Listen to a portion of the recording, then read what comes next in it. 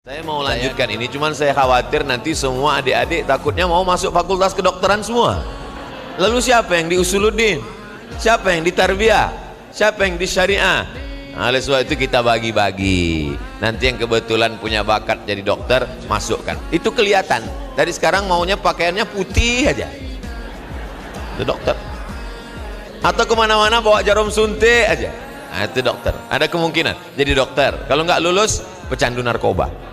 Na'udzubillah. Wujud qidam baqa mukhalafatu lil hawadisi qiyamuhu binafsihi wahdaniyah qudrat iradat. Bukan sekedar lantunan selepas azan menunggu iqamat, bukan sekedar lagu menantikan azan subuh. Di situ ada terkandung bantahan terhadap siapapun yang merusak akidah, baik dari dalam maupun dari luar. Tuhan pernah ada, tapi Tuhan sudah mati, dibantah dengan satu sifat, yaitu sifat baqa. Karena makna baqa adalah kekal, tidak pernah binasa. Maka semua yang binasa berarti bukan Tuhan. Yang binasa berarti hantu. Tuyul binasa, babi ngepet binasa, asal lilinnya mati binasa. Ustadz kok ingat itu terus? Sekarang sampai hari ini orang masih percaya dengan jin. Nyi Blorong, Sundel Bolong, Gondoruo, Kuntilanak, tuyul, itu semuanya jin. Lain padang, lain belalang, lain lubuk, lain ikannya, lain tempat, lain namanya. Kalau dia melompat-melompat, itu dia yang dalam film Cina, kalau ditempel kertas di keningnya berhenti. Apa namanya? Hafal semua. Vampir. Kalau nggak bisa jalan, itu yang di Indonesia namanya suster ngesot. Kalau di Amerika dia naik motor gede, itu namanya Dracula. Itu jin semua. Jin-jin ini sudah selesai pada zaman Nabi Sulaiman alaihi salam. Ketika Nabi Sulaiman ingin supaya singgasana Balqis dari Yaman dipindahkan ke Palestina, jaraknya 3000 km, yang tak percaya ukur sendiri. Dikumpulkannya bala tentaranya. Ayyukum ya'tini bi'arsyiha qabla an ya'tuni muslimin. Siapa yang bisa mengangkat singgasana kursi Balqis dari Yaman ke Palestina sebelum Balqis datang? Kursinya sudah nyampe duluan, Balqis sudah di tengah jalan. Inilam aral hudhuda, mana burung hudhud? Kenapa tidak datang upacara? Kalau sampai dia tidak hadir, la azbahannahu, akan kusembelih lehernya. Tak berapa lama datang burung hudhud. Hudhud, kenapa terlambat? Aku melihat ada seorang raja perempuan bernama negeri Sabak, Bilqis namanya. Dikirimlah surat, innahu min Sulaiman wa innahu bismillahirrahmanirrahim. Lalu dia pun datang, aslamtu ma'a Sulaiman, aku menyerahkan kekuasaanku pada Sulaiman. Sulaiman tahu karena hudhud melapor, Bilqis sudah di tengah jalan. Tapi Sulaiman ingin memberikan kesan yang luar biasa. Supaya apa? Supaya ketika Bilqis sampai ke Palestina, dia melihat kursinya sudah sampai duluan, dan dia berkata, wow, amazing. Bagaimana caranya supaya Balqis terpukau dengan Sulaiman? Kenapa kursiku sampai duluan, lebih cepat daripada aku? Maka Sulaiman mengadakan musabaqah, lomba proyek bawa kursi. Ayyukum ya'tini bi'arsyiha, siapa yang bisa membawa singgasana Bilqis dari Yaman ke Palestina qabla an ya'tuni muslimin, sebelum mereka datang muslimin, dalam keadaan Islam. Wa qala ifritum minal jin, berkatalah jin ifrit, ana atika bihi, aku sanggup membawa kursi Balqis dari Yaman ke Palestina. Berapa lama? Qabla an taquma min maqamik, sebelum engkau tegak dari tempat dudukmu. Sulaiman, sebelum kau beranjak tegak dari tempat dudukmu, kursi Balqis sudah sampai. Berapa lama tegak dari tempat duduk? 5 detik. 1, 2, 3, 4, 5. Kalau tidak terkena osteoporosis. Ternyata ada yang lebih hebat dari jin ifrit. Wa qala alladhi 'indahu 'ilmun minal kitab. Seorang laki-laki yang punya ilmu dari kitab suci, namanya Asif bin Balkhiyah. Asif sampai ke Jawa Barat jadi Asep. Mohon maaf, saya takut nanti disomasi oleh Ikatan Asep-Asep Internasional. Apa kata Asif bin Balkhiyah? Ana atika bihi, aku sanggup memindahkan kursi Balqis dari Yaman ke Palestina. Berapa lama Asif? Qabla an yartadda ilaika tarfuk, sebelum matamu berkedip dip, langsung kursi Balqis tiba. Kira-kira mana yang lebih hebat, jin atau manusia? Manusia. Tapi sampai 2022 ini masih ada orang yang konsultasi bagaimana nasibnya di 2022 dengan jin. Anda ingin tahu nasib, rezeki dan perjodohan Anda? Ketik rek spasi ramal, kirim ke 9090. Kata jin, bodoh, aku aja dulu kalah tender zaman Sulaiman. Tender mindahkan kursi aja kalah. Raja di raja, Sulaiman, bapaknya raja paling hebat, King David, Daud. David kata orang barat, Daud kata Al-Quran. Punya anak Sulaiman, Solomon, King Solomon. Sampai ke Yogyakarta, Sleman. Raja hebat, penguasa, tunduk. Sulaiman luar biasa. Angin-angin dia tundukkan, jin-jin dia tundukkan. Bahkan suatu ketika dia tahan bala tentaranya. Stop, berhenti. Kenapa raja?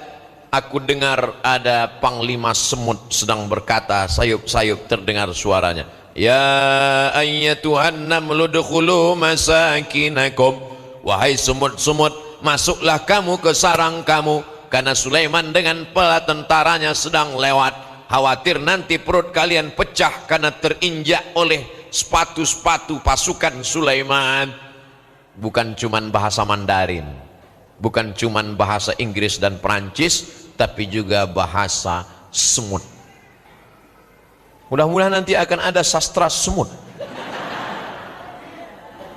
Bahasa perasaan, rasa yang ada di dalam terlalu miskin untuk diterjemahkan oleh kata-kata. Kalau ada orang ingin mengungkapkan rasanya dengan katanya, dia pasti selalu dan terlalu salah. Contohnya, seorang suami berkata kepada calon istrinya, kan ku nanti kau 1000 tahun lamanya. Bohong, 40 tahun aja bengek. Gimana mau cerita 1000 tahun? Setiap orang menceritakan tentang rasa, pasti dia akan berdusta. Lautan kan ku seberangi, bukit kan ku daki, nyebrang empang lah hanyut. Selalu berdusta dengan kata-kata. Maka yang paling bisa merasakan rasa orang lain, rasa Sulaiman. Walaupun dia menjadi raja, walaupun dia penguasa, jin tunduk kepadanya, tapi dia tetap tidak melupakan makhluk kecil bersama bernama semut. Alumni dari Ummul Qura akan menjadi pemimpin. Tidak bisa menjadi pemimpin jin, menjadi pemimpin semut insyaallah. Adapun tuyul sudah dikuasai. Jamaah yang dimuliakan Allah, adik-adikku sekalian, mohon maaf jangan tersinggung. Ini kan sedang libur. Kok bisa ada santri nggak pulang? Guru-guru, Masya Allah, tabarakallah, luar biasa. Bayangkan kalau tidak libur, penuh ini semua. Bingung Ustaz Abdul Somad mau mandang kemana. Ini semua kebaikan-kebaikan. Kalau kita jaga ini bersama, lagi-lagi kuncinya adalah pendidikan Islam. Alhamdulillah, kedatangan pesantren modern Ummul Qura Artinya induk. Qura jamak dari qaryah. Litunzira ummal qura wa man haulaha. Kedatangan Nabi Muhammad SAW memberikan peringatan kepada ummal qura, Makkah al-Mukarramah, dan yang ada di sekelilingnya. Sekarang orang tidak bisa ke Makkah karena Covid. Yang tak bisa ke Makkah datang saja ke Ummul Qura. Insya Allah mendapatkan ilmu. Ke Makkah belum tentu dapat pahala jihad, tapi ke Ummul Qura insya Allah dapat pahala jihad. Betul?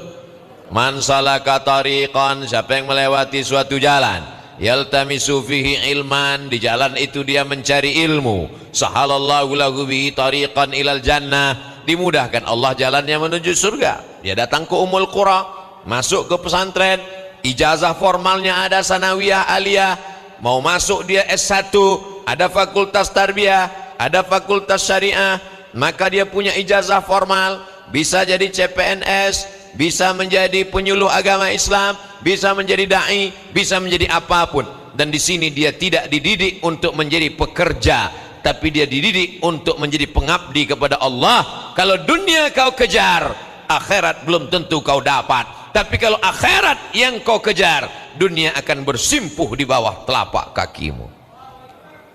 Update kedua untuk hari berikutnya. Ini kita cerita bukan teori. Ini ceritanya praktek langsung, penuh nampak bukti nyata orangnya masih hidup. Adik-adik sekalian, kitab yang dibaca di Mesir sama dengan yang di sini. Sahih Bukhari di sana, Sahih Bukhari juga di sini. Kitab yang dibaca di Makkah, tafsir Al-Baghawi, tafsir Imam Abu Ja'far At-Tabari, tafsir Abul Fida Ismail Ibnu Katsir, Al-Quranil Azim, tafsir Yahya Al-Laythi, As-Samarqandi, sama semua. Lalu sebetulnya kalau adik-adik nanti tamat lalu pergi ke Mesir, lalu pergi ke Maroko, lalu pergi ke Makkah, itu sesungguhnya adalah belajar hidup, belajar dari kehidupan. Jadi jangan nanti kalau tinggal di pesantren merasa dibuang orang tua. Ini ada sebagian orang menyangka begitu. Jam-jam 6 sore dia duduk di bawah pohon kayu. Betapa aku anak yatim piatu. Padahal justru dia dikirim ke pesantren itu karena orang tuanya sayang. Kalau ada orang tua yang membuat anaknya di rumah, buatkan kamar, pakai AC, kasurnya tebal, karpetnya kalau dia lewat sampai kakinya hilang, ke kampus pakai mobil pribadi, handphonenya 3, itu bukan sayang, itu menjerumuskan anakmu ke dalam neraka jahanam. Betul? Banyak yang setuju. Tapi dalam hati, ini nampaknya ada pesanan dari orang tua. Saya penceramah yang judulnya, isi ceramahnya tidak bisa diintervensi oleh siapapun. Saya kalau diundang ceramah, Ustadz Somad, tolong jangan cerita masalah korupsi. Siapa yang korupsi? Makanya banyak orang undang saya trauma. Lalu kenapa Ustadz tiba-tiba cerita tentang anak yang dimanja orang tua? Banyak orang tua yang dulu hidupnya susah, sekarang rezekinya melimpah, dia ingin membahagiakan anaknya, dia belikan motor. Motornya canggih, belum digas udah jalan. Knalpotnya disunat. Manjat yang listrik, jatuh nggak mati, setengah mati, menyusahkan orang banyak. Tapi kalau orang tua sayang, titipkan ke kiai, kiai ini anakku, aku tidak sanggup mendidiknya. Kenapa Pak? Karena aku pergi pagi pulang petang, aku berangkat anakku tidur, aku pulang dia sudah tidur. Namamu siapa? Toyib. Mohon maaf Pak Toyib, jangan tuh sini. Saya takut disomasi sama ITTI, Ikatan Toib-Toib Internasional. Kita tidak sanggup. Maka siapa yang mendidik anak kita? Guru, kiai, bukan laundry. Ini juga banyak orang tua yang salah. Anaknya nakal, kotor, jahat, ngelem, sabu, narkoba, dia letakkan di pesantren. Bulan depan dia jenguk, dia lihat anaknya nakal, dia katakan pesantren sarang radikal.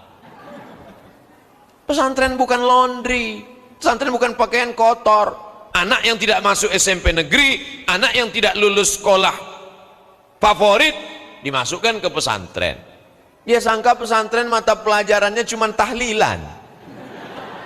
Pesantren ini nahwu, sharaf, balaghah, ma'ani, bayan, mantik, fikih, usul fikih, qawaidul fikih, ulumul hadis, mustalah hadis, rijalul hadis, mukhtaliful hadis, ulumul Quran, tafsir, bahasa Inggris, matematika. Anakmu kalau bodoh begini pelajarannya, keluar gila.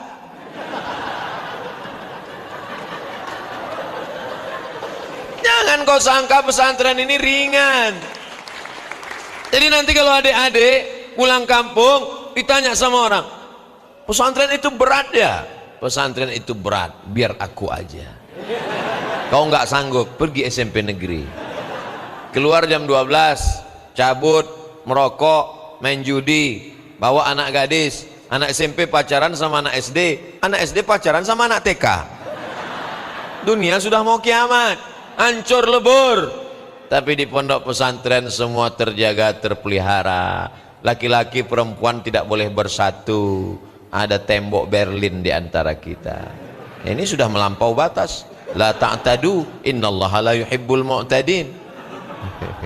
Mereka insan pers yang mengamankan jalan Ustadz Abdul Somad.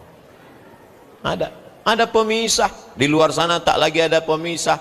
Kadang-kadang jadi laki-laki, kadang-kadang jadi perempuan. Tak lagi bisa dipisahkan laki-laki dan perempuan. Kelihatannya kakinya laki-laki, mukanya perempuan. Hancur sudah dunia ini. LGBT, na'udzubillah. Saya ceramah di Malaysia, ada yang nanya, Ustadz, LGBT itu karena perempuannya? Maksudnya? Iya Pak Ustadz, karena kalau laki-laki LGBT, kalau jamak LGBTunna gitu. Apa ini?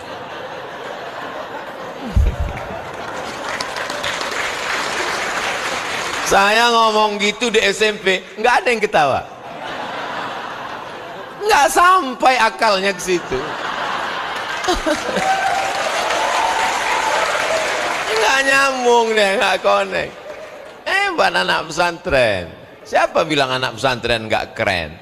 Saya nggak mau anak saya di pesantren sarungan, gayanya memang sarungan, bahasa Inggris belum tentu bisa. Kami dulu memang berawal dari keterpaksaan. Ngadaplah saya dengan kawan saya ke rektor, Syekh Ahmad Al-Khomlishi, doktor, profesor. Kami nggak sanggup belajar bahasa Perancis ini Syekh, nggak ada gunanya. Nanti di Indonesia juga nggak dipakai. Hal turidu an ahdzifa lakum hadhil maddah? Ente mau materi ini kayak saya buang, tapi matanya mau keluar. Saya mau, kamu mau mata pelajaran ini saya buang? Enggak sih, enggak. Masuk. Akhirnya masuk kelas yang paling bawah. Abjad lagi. A, B, C, D, E, F. Tetap belajar. Berawal dari keterpaksaan. Siapa nama kamu? Komong Tutapel. Nama saya Abdul Somad. Jumapel Abdul Somad. Saya mahasiswa di Darul Hadis Institute. Je suis étudiant à Darul Hadis Établissement. Saya tidak bisa bahasa Prancis. Je ne parle pas français. Itu mesti dihafal. Kenapa? Karena setiap orang Maroko kalau ngelihat orang asing dia pasti bahasa Prancis. Ça va bien? Très bien. Ça va bien? Apa kabar? Très bien. Bonjour, selamat pagi. Bonsoir, selamat malam. Begitu mulai udah agak malam, mulai kita bingung. Jawaban kita udah siap. Je ne parle pas français. Berawal dari keterpaksaan. Semua mesti dipaksa. Berawal dari keterpaksaan, lama-lama menjadi kebiasaan, lama-lama menjadi ketertarikan, akhirnya menjadi kebutuhan. Jadi kalau adik-adik awalnya dipaksa bangun subuh, qum. Setelah itu dipaksa ke masjid. Setelah itu dipaksa untuk ngapal mufradat, qulu jama'atan kuflun. Dipaksa dengan disebarkannya jasus. Pendidikan pesantren ini melatih kita untuk siap siaga. Tidak ada teman yang abadi. Walaupun teman satu kamar, walaupun teman dekat kasur, kalau sudah jam 5 sore dia tidak dapat yang mau dicatat, kita pun dia intai, dia tulis juga. Betul, pengalaman pribadi. Jadi di pesantren itu kita betul-betul siap siaga. Kalau ada teman yang agak mendekat, kita mulai curiga. Di pesantren kita dididik dengan pendidikan. Tapi saya tidak mengatakan bahwa saya orang perfect, sempurna, selama di pesantren nggak pernah buat salah. Pernah beberapa kali kesalahan. Pernah jadi bulis, jaga asrama. Sholat Jumat bulis boleh untuk jaga, takut ada maling pencuri. Kawan berbisik, "Mat, apa? Ini lemari yang bakhil." Terus kita buka. Kenapa kita buka? Ada sambal pecal di dalam. Bahayanya berteman dengan teman yang tidak baik. Saya ini sebenarnya baik, cuman teman saya banyak yang tak baik. Akhirnya kami bukalah lemari itu, makan sambal pecal. Tapi saya sudah minta maaf. Pas acara reuni akbar pesantren, wah inilah kesempatan minta maaf sambal pecal. Kita ingat ayatnya jelas, wa may yaghlul ya'ti bima ghalla yaumal qiyamah. Siapa yang curang, siapa yang mencuri, dia akan membawa kecurangannya pada hari kiamat. Saya sudah membayangkan nanti ada orang yang curang mobil dinas, nanti ada orang yang curang APBD, APBN, masih bangga. Tiba-tiba Abdul Somad curang bawa bumbu pecal. Apa enggak penghuni neraka senyum semua? Ini yang ceramahin kita kemarin, kata, jangan curi uang negara, jangan curang. Ternyata dia mikul bumbu pecal. Curang. Kalau waktu di pesantren reuni akbar kesempatan, hai teman-temanku sekalian, sudihkah kalian memaafkan silap dan salahku? Apa salah ente, man? Siapa dulu yang tinggal di asrama Harapan Kamal dekat kamar mandi yang kebetulan? Siapa? Ada bumbu pecal. Ya udahlah, kami maafkan. Alhamdulillah. Daripada mencari di padang mahsyar, nyarinya sulit, yang mau dimintakan maaf cuman bumbu pecal. Artinya apa? Kita diajarkan kejujuran, integritas. Tidak bisa dibeli. Yang lain bisa dibayar, tapi ada yang tak bisa dibayar. Kejujuran. Di pesantren kita dididik untuk jujur, berkata baik. Dari mana? Dari pergaulan kita. Banyak orang yang ditinggalkan orang tuanya, hartanya banyak, tapi dia tidak bisa belajar hidup. Bahaya anak yang dititipkan ke nenek, dibesarkan oleh nenek, tidak bisa mengikat tali sepatu. Ada penyakit namanya penyakit tidak bisa mengikat tali sepatu. Kenapa? Dia baru mau mengikat tali sepatu, sudah diikatkan nenek. Dia baru lapar sudah disuapkan.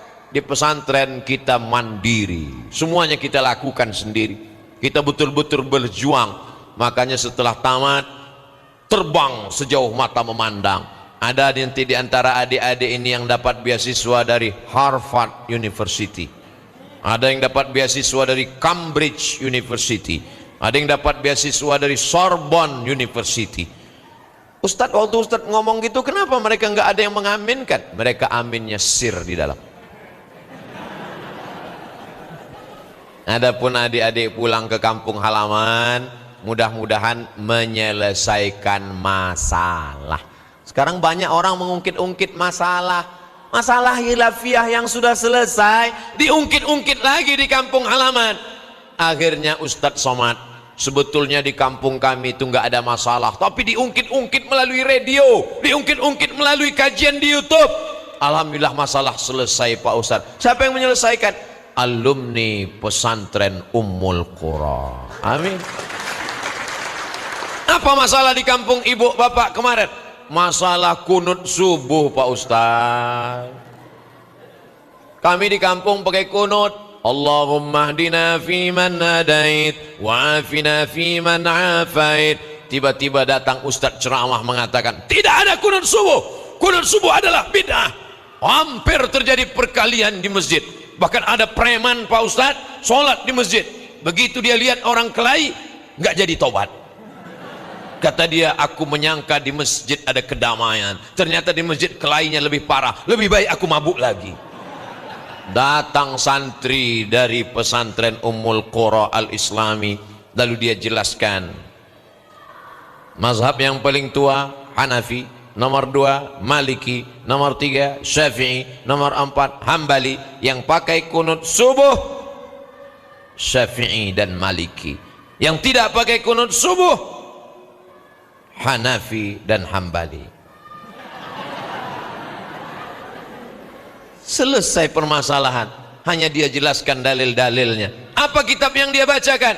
Kitab fikih perbandingan 4 mazhab yang ditulis oleh Imam Ibn Rushd, Bidayatul Mujtahid wa Nihayatul Muqtasid. Dijelaskannya dalil-dalil menurut mazhab Syafi'i, dibacakannya matan takrib, dijelaskannya dengan Fathul Qarib, dijelaskannya I'anatul Talibin, dibacakannya Minhajul, dibacakannya lagi dalam kitab syarah hadisnya ditulis oleh Imam An-Nawawi dalam kitab syarah Sahih Muslim, Al-Minhaj syarah Sahih Muslim Ibn Al-Hajjaj. Akhirnya santri itu menyelesaikan masalah. Pak Ustaz, ini yang kita inginkan. Saya tidak ingin mendapat kabar kampung kami adem, ayem, tenang, tentram, jadi kacau balau sejak alumni Ummul Qura datang. Kacau balaunya apa? Semua anak gadis tergila-gila mau nikah dengan dia, Pak Ustaz. Wow, mau dong? Soleh, ganteng, bahasa Arab oke, bahasa Inggris oke, kaya raya, dokter spesialis. Mertua mana yang tidak akan senang? Betul? Salahnya ini hanya ada di sinetron. Insya Allah nanti akan muncul dari pesantren Ummul Qura, insya Allah. Saya tidak layak menceramahnya di adikku sekalian, bapak-bapak dosen, guru-guru kita, kiai, orang yang kita hormati, kita muliakan. Tidak ada keberkahan ilmu kalau tidak ada berkah guru. Saya sampai hari ini berkah guru. Saya datang sowan ke guru SD, datang saya ke SD saya, walaupun hati saya sampai hari ini masih terasa sakitnya, masih di lubuk hati yang paling dalam waktu kepala saya dijedutkan ke dinding. Ustadz dendam? Enggak, cuman ingat aja. Saya tetap datang, tangannya saya cium. Saya tetap datang ke pondok, masih ingat mudabbir kelas 5, petantang petenteng. Sini, kelepak. Ustaz dendam dengan mudabbir itu? Enggak. Tapi saya ingat, kalau dia ngundang saya nggak mau datang. Tapi hubungan tetap baik. Setiap saya pergi ke daerah, mudabbir, sehat, apa kabar? Dulu strata kita kelas 5 mudabbir, kelas 6 ustad, alumni Gontor khawasul khawas, paling tinggi alumni Mesir. Kita rakyat jelata, paling bawah. Tapi kita menganggap bahwa ini adalah senior-senior, orang yang kita hormati, kita muliakan. Barokah.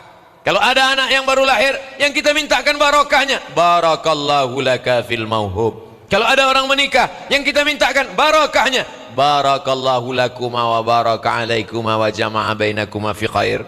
Kalau orang mau makan, yang diminta barokahnya, Allahumma barik lana fima razaqtana wa qina azabannar. Dan ketika kita jumpa orang yang kita minta barokahnya, assalamualaikum warahmatullahi wabarakatuh. Tidak ada barokah ilmu kalau tidak hormat kepada guru. Saya sampai hari ini tetap saya bacakan guru-guru saya. Ila hadratin Nabil Mustafa Muhammadin sallallahu alaihi wasallam wa alihi at-tayyibin at-tahirin wa ashabihi al-mayamin wan nabiyyin was siddiqin was syuhada was salihin wal malaikatil muqarrabin wal ulama'il amilin wal awliya'is salihin wa ala hadhihi an-niyyah wa kulli niyatin salihah. Al-Fatihah. Tetap itu saya bacakan. Kenapa? Mengambil barokah-barokah. Karena kita tak tahu entah dari guru yang mana. Macam-macam bentuk guru saya dulu mengajarkan. Ada yang keras, ada yang lembut, ada yang baik.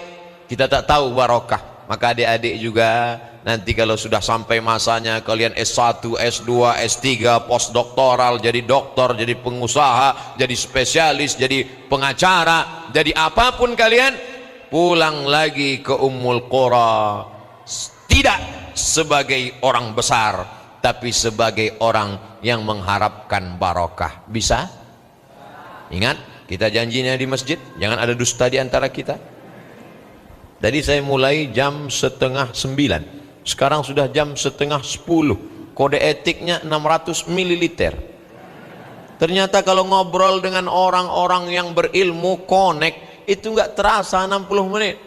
Tapi kalau saya ceramah di hotel, ya Allah lamanya.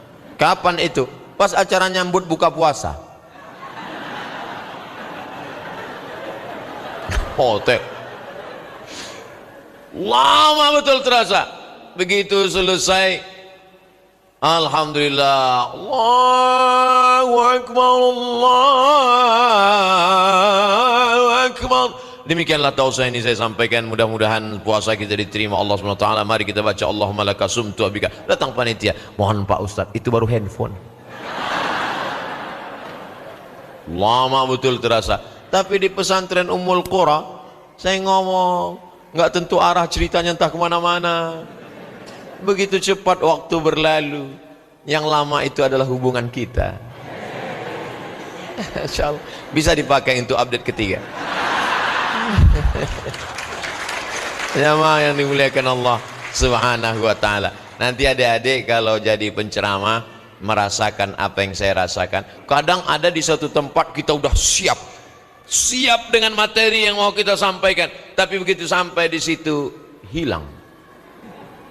Tapi ada pula di suatu tempat kita merasa bisa apa enggak ya, tapi begitu sampai di situ, ini kuasa Allah. Jadi Ustadz kalau sebelum ceramah itu apa yang Ustadz lakukan? Ya Allah, yang mau ku hadapi ini hambamu, yang ku injak ini bumimu, yang ku sampaikan ini adalah firmanmu, yang akan ku cakapkan ini adalah sabda nabimu, para ulama pewaris rasulmu, maka tolonglah aku.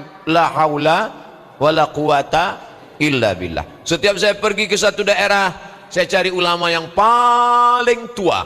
Di Aceh masih ada ulama tua umur 90 sekian tahun, namanya Abu Tumin. Di bawah itu lagi masih ada Abu Kutakrong. Lalu kemudian dulu ketika saya masih sekolah, ada ulama karismatik tua Majelis Ulama Indonesia, Ki Haji Aliyafi, 90-an juga. Saya datang.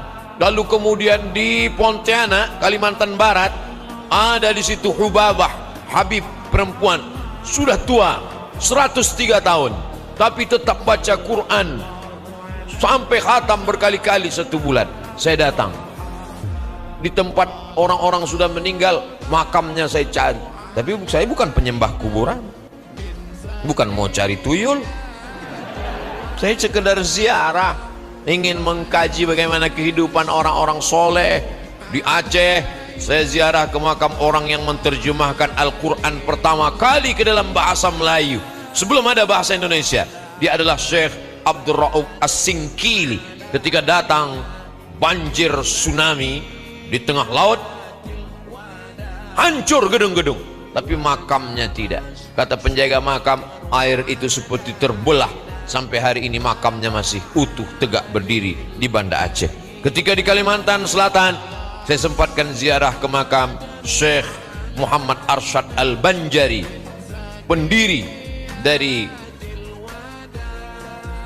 pendidikan agama Islam, kitab fikih Sabilal Muhtadin, Syarah Shiratal Mustaqim, ditulis oleh Syekh Muhammad Arsyad Al-Banjari. Dimanapun negeri saya cari ulama yang masih hidup, saya datangi. Yang sudah meninggal kuburnya. Tidak ada keberkahan ilmu kalau tidak ada berkahnya guru-guru. Biasanya saya tausiah pakai poin 1, 2, 3, 4, 5, saya simpulkan. Tapi di pesantren modern Ummul Qura saya tak simpulkan, karena kelihatan dari tatapan matanya mereka bisa menyimpulkan sendiri. Itulah yang dapat saya sampaikan pada kesempatan yang baik dan mulia. Yang baik-baik datang dari Allah, yang tak baik dari hamba Allah yang fakir. Ala hazihin niyah wa ala kulli niyatin salihah. Mohon Abdul Somad didoakan supaya istiqomah dan mati husnul khatimah. Itulah yang dapat, mudah-mudahan bermanfaat buat kita semua. Aqulu qauli hadza astaghfirullah li wa lakum. Wassalamu alaikum warahmatullahi wabarakatuh.